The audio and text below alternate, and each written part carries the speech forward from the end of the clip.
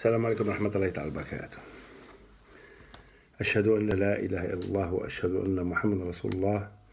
اللهم صل وسلم وبارك على سيدنا محمد وآل محمد كما صليت وسلمت وباركت على سيدنا إبراهيم وعلى آل إبراهيم وفي العالمين إنك حميد مجيد. Je voulais parler d'Abu Bakr as-Siddiq radiyallahu anhu ainsi que notre prophète Mohammed sallallahu alayhi wa sallam. Mais aujourd'hui, je vais, Inch'Allah, parler d'un petit sujet, mais bon, je pense que c'est un très très grand sujet, qui est la prière. Mais Inch'Allah, le jour de vendredi, je vais parler d'une manière très simplifiée à propos de notre prophète Mohammed sallallahu alayhi wa sallam, ainsi que son ami intime et son frère dans la religion, qui est Abu Bakr as-Siddiq radiyallahu anhu. Je vais aujourd'hui, Inch'Allah, parler en français pour la prière. 3 points essentiels. Le premier point, mon frère et ma sœur. Toi, ma sœur qui m'écoute, bon, je vais donner des conseils à la fin, mais d'abord, je vais vous citer quelques points sur la prière, mais j'ai choisi ces 3-là. Le premier sujet concernant la prière. Mon frère, ma sœur, écoute bien.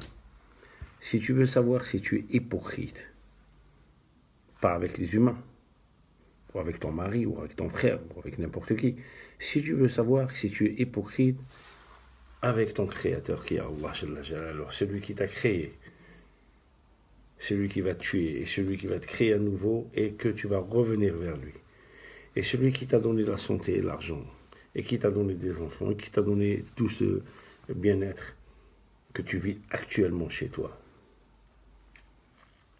Si tu veux savoir si tu es hypocrite vis-à-vis à notre Seigneur, Allah Jalla Jalaluh, tu dois contrôler 2 choses. Ta prière de l'aube, al-fajr, et ta prière de l'isha, le coucher du soleil. Parce que notre prophète sallallahu alayhi wa sallam, il a dit, la prière de l'fajr, ainsi que la prière de l'isha, le soir, elles sont trop lourdes à exécuter pour les gens qui sont hypocrites.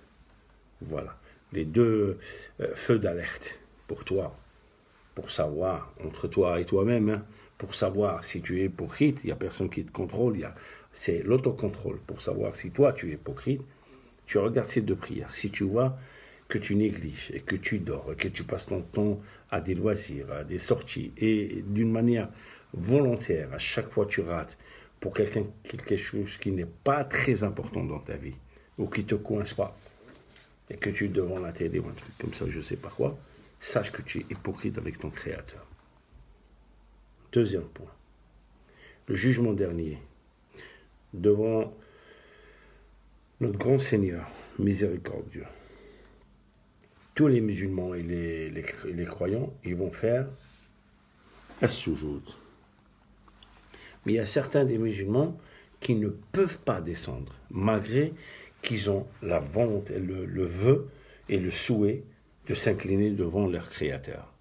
Parce que là, on va voir en face réellement qui est notre Créateur. Aujourd'hui, on dit, ouais, on est immortel, on passe notre temps. Mais ce jour-là, tout le monde va descendre. Mais il y a des gens qui ont le souhait de descendre, mais ils ne peuvent pas descendre. Leur corps et les os, ils restent debout, on dirait du béton. Mais leur chair, elle coule. On dirait du feu, tu vois le feu, quand la chair, elle prend du feu, elle coule comme ça, subhanallah. Elle va couler. Et à ce moment-là, ces gens-là, vous savez c'est qui? Écoute ma sœur, écoute mon frère. Ces gens-là, c'est des gens qui n'ont pas fait de la prière dans leur vivant. Ya Allah. 3e point, sur le salat. Rasul sallallahu alayhi wa sallam, il a eu un rêve. 2 hommes dans le rêve. Un qui était allongé, et le deuxième, son ami, qui prend une grosse pierre, qui lui balance sur la tête. Et sa tête, elle se coupe en 2. Et Allah, avec le Tout-Puissant, il remet la tête à sa place, les 2 parties. Et le copain, il prend encore la pierre, il balance sur la tête de son ami, il lui casse la tête en 2. Et Rasul sallallahu alayhi wa sallam, il se réveille. Il dit à l'ange Jibril, c'est quoi ça, Jibril? C'est quoi ça? Et Jibril, il répond, alayhi salam, il dit à notre prophète sallallahu alayhi wa sallam, celui-là, c'est celui qui s'est endormi ou qui l'a abandonné sa prière qui était écrite. Alors, mon frère, le conseil que je donne, toi, ma sœur, toi, mon frère, que tu as 18 ans, et que tu es en bonne santé, machallah, que tu as les parents, que tu es au lycée ou n'importe où. Toi, mon frère, qui a 30 ans, qui jusqu'à maintenant, tu ne te réveilles pas. Tu dors encore. Toi, mon frère, qui a 40 ans, et tu es là, tu tiens à la vie, et tu oublies les obligations de ton Créateur, Allah Jalla Jalaluh. Toi, ma soeur, mon frère, à Casablanca, Oujda, Maroc, n'importe où, Algérie, n'importe où, et que tu ne fais pas la prière et tu es arrivé à plus de 50 ans. Le seul conseil, pour l'amour d'Allah et pour l'amour de notre prophète sallallahu alayhi wa sallam, je donne ce conseil. Réveille-toi maintenant, va faire les ablutions et tu commences, peu importe l'heure, tu commences la prière. Tu sais pourquoi? Parce que l'ange, il va venir. Il va te prendre sans la prière, sans rien du tout.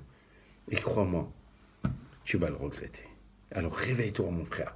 Et celui que tu es en train de galérer, tu lâches la prière et tout, ne lâche pas, mon frère, tiens bon. Parce qu'à force de le faire, tu vas être régulier au niveau de ta prière. Salam alaikum wa rahmatullahi ta'ala wa barakatuh. Je vous aime tous, mes frères et sœurs. Salam alaikum.